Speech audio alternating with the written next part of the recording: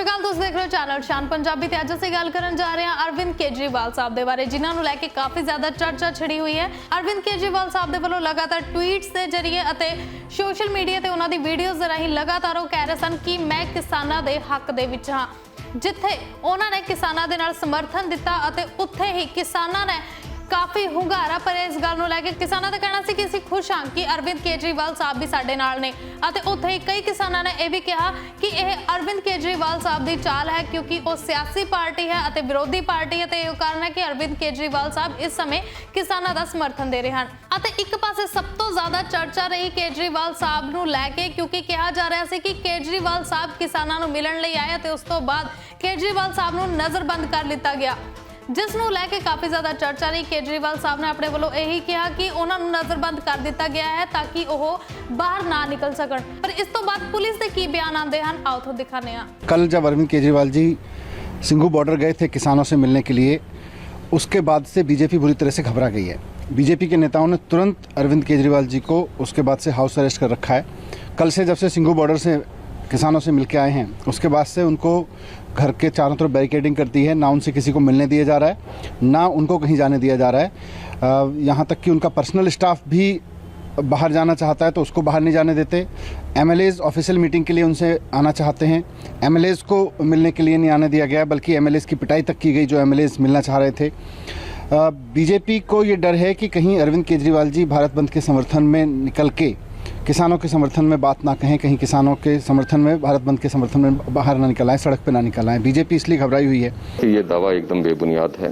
Movement में किसी तरह की कोई रिस्ट्रिक्शन नहीं है। दिल्ली के माननीय मुख्यमंत्री अपनी सारी एंगेजमेंट्स जो है रूटीन में जो उनको मीट कर रहे हैं, उनके आने जाने में कहीं कोई दिक्कत नहीं है। दिल्ली पुलिस से कहीं से कभी उन पर किसी तरह की कोई रिस्ट्रिक्शन नहीं लगाई गई है और वो अपनी जो नॉर्मल एंगेजमेंट्स हैं उनके लिए आ जा भी रहे हैं। ਇੱਕ ਪਾਸੇ ਅਰਵਿੰਦ ਕੇਜਰੀਵਾਲ ਸਾਹਿਬ ਦੀ ਗੱਲ ਕਰ ਲੈਣੇ ਤੇ ਇਸ ਸਮੇਂ ਕਿਸਾਨਾਂ ਨੂੰ ਉਹ ਭਾਰੀ ਸਮਰਥਨ ਦੇ ਰਹੇ ਹਨ, ਜਿਸ ਨੂੰ ਲੈ ਕੇ ਕਿਤੇ ਨਾ ਕਿਤੇ ਸ਼ੱਕ ਦੇ ਘੇਰੇ ਦੇ ਵਿੱਚ ਬੀਜੇਪੀ ਆਂਦੀ ਹੈ ਕਿਉਂਕਿ ਲੋਕਾਂ ਦੇ ਵੱਲੋਂ ਇਹ ਕਹਿਣਾ ਹੈ ਕਿ ਇਹ ਬੀਜੇਪੀ ਦੀ ਵੱਡੀ ਚਾਲ ਹੈ ਕਿਉਂਕਿ ਬੀਜੇਪੀ ਨਹੀਂ ਚਾਹੁੰਦੀ ਕਿ ਇਸ ਸਮੇਂ ਕੋਈ ਵੀ ਪਾਰਟੀ ਕਿਸਾਨਾਂ ਨੂੰ ਸਮਰਥਨ ਦੇਵੇ, ਕਿਉਂਕਿ ਜੇਕਰ ਕਿਸਾਨਾਂ ਨੂੰ ਕਿਸੇ ਪਾਰਟੀ ਦਾ ਸਮਰਥਨ ਮਿਲਦਾ ਹੈ ਤਾਂ ਕਿਸਾਨਾਂ ਦੀ ਤਾਕਤ ਹੋਰ ਵੀ ਜ਼ਿਆਦਾ ਮਜ਼ਬੂਤ ਹੋ ਜਾਂਦੀ ਹੈ। ਬੀਜੇਪੀ ਦੀ ਸਭ ਤੋਂ ਵੱਧ ਵਿਰੋਧੀ ਪਾਰਟੀ ਯਾਨੀ ਕਾਂਗਰਸ ਵੀ ਇਸ ਸਮੇਂ ਜੋ ਕਿਸਾਨ ਹਨ ਉਹਨਾਂ ਨੂੰ ਪੂਰਾ ਸਹਿਯੋਗ ਦੇ ਰਹੀ ਹੈ ਤੇ ਉਹਨਾਂ ਦਾ ਵੀ ਪੂਰਾ ਇਹ ਕਹਿਣਾ ਹੈ ਕਿ ਜੋ ਕਿਸਾਨ ਹਨ ਉਹਨਾਂ ਨੂੰ ਉਹਨਾਂ ਦਾ ਹੱਕ ਮਿਲਣਾ ਚਾਹੀਦਾ ਹੈ। ਤੇ ਇਹੋ ਕਾਰਨ ਹੈ ਕਿ ਅਰਵਿੰਦ ਕੇਜਰੀਵਾਲ ਸਾਹਿਬ ਚਰਚਾ ਦਾ ਵਿਸ਼ਾ ਬਣ ਚੁੱਕੇ ਹਨ ਕਿਉਂਕਿ ਸਭ ਤੋਂ ਵੱਡੀ ਗੱਲ ਇਹ ਹੈ ਕਿ ਦਿੱਲੀ ਦੇ ਵਿੱਚ ਹੀ ਧਰਨੇ ਲੱਗ ਰਹੇ ਹਨ ਅਤੇ ਦਿੱਲੀ ਦੀ ਸਰਕਾਰ ਹੀ ਇਸ ਸਮੇਂ ਕਿਸਾਨਾਂ ਦੇ ਨਾਲ ਹੈ ਯਾਨੀ ਅਰਵਿੰਦ ਕੇਜਰੀਵਾਲ ਸਾਹਿਬ। ਅਤੇ ਇੱਥੇ ਕਿਤੇ ਨਾ ਕਿਤੇ ਬੀਜੇਪੀ ਸ਼ੱਕ ਦੇ ਘੇਰੇ ਦੇ ਵਿੱਚ ਜ਼ਰੂਰ ਆਉਂਦੀ ਹੈ ਕਿ ਬੀਜੇਪੀ ਦੇ ਵੱਲੋਂ ਇਹੋ ਜਿਹਾ ਕੋਈ ਕਦਮ ਜਾਣਬੁੱਝ ਕੇ ਚੁੱਕਿਆ ਗਿਆ ਹੋਵੇ। ਤੇ ਇੱਕ ਪਾਸੇ ਜੇਕਰ ਪੁਲਿਸ ਦੀ ਸੁਣਦੇ ਹਾਂ ਤਾਂ ਪੁਲਿਸ ਨੂੰ ਸੁਣਨ ਤੋਂ ਬਾਅਦ ਇੰਜ ਲੱਗ ਰਿਹਾ ਹੈ ਕਿ ਹੋ ਸਕਦਾ ਹੈ ਇਸ ਦੇ ਪਿੱਛੇ ਆਮ ਆਦਮੀ ਪਾਰਟੀ ਯਾਨੀ ਕੇਜਰੀਵਾਲ ਸਾਹਿਬ ਦੀ ਕੋਈ ਸਿਆਸਤ ਹੋਵੇ।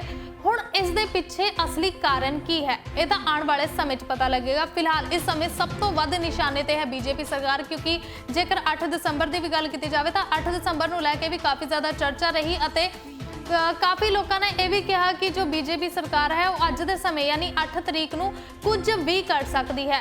ਖੈਰ 8 ਤਰੀਕ ਦਾ ਸਮਾਂ ਲੰਘ ਚੁੱਕਿਆ ਹੈ, ਸ਼ੁਕਰ ਹੈ ਕਿ ਕੋਈ ਵੀ ਇਹੋ ਜਿਹੀ ਘਟਨਾ ਨਹੀਂ ਵਾਪਰੀ ਜਿਸ ਦੇ ਨਾਲ ਕੋਈ ਹਿੰਸਾ ਹੋਵੇ, ਪਰ ਫਿਰ ਵੀ ਇਸ ਸਮੇਂ ਦੇ ਵਿੱਚ ਵੀ ਬੀਜੇਪੀ ਸਰਕਾਰ ਕਾਫੀ ਜ਼ਿਆਦਾ ਟਾਰਗੇਟ ਦੇ ਵਿੱਚ ਹੈ ਅਤੇ ਲੋਕਾਂ ਦਾ ਇਹੀ ਕਹਿਣਾ ਹੈ ਕਿ ਜੇਕਰ ਇਹਨਾਂ ਸਮਿਆਂ ਦੇ ਵਿੱਚ ਕੋਈ ਹਿੰਸਾ ਵਾਪਰਦੀ ਹੈ ਤਾਂ ਉਸ ਦੇ ਪਿੱਛੇ ਸਾਫ਼ ਤੌਰ ਤੇ ਬੀਜੇਪੀ ਦਾ ਹੱਥ ਹੀ ਹੋਵੇਗਾ।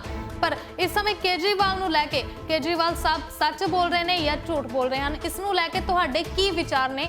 क्या ਤੁਹਾਨੂੰ ਵਾਕਈ ਲੱਗਦਾ ਹੈ ਕਿ ਬੀਜੇਪੀ ਦੇ ਥਰੂ ਇਹ ਕੰਮ ਕਰਵਾਇਆ ਗਿਆ ਹੈ? ਜੇਕਰ ਤੁਹਾਨੂੰ ਇੰਜ ਲੱਗਦਾ ਹੈ ਤਾਂ ਆਪਣੇ ਵੱਲੋਂ ਆਪਣੇ ਕਮੈਂਟ ਬਾਕਸ ਵਿੱਚ ਦੇਣਾ ਨਾ ਭੁੱਲਣਾ।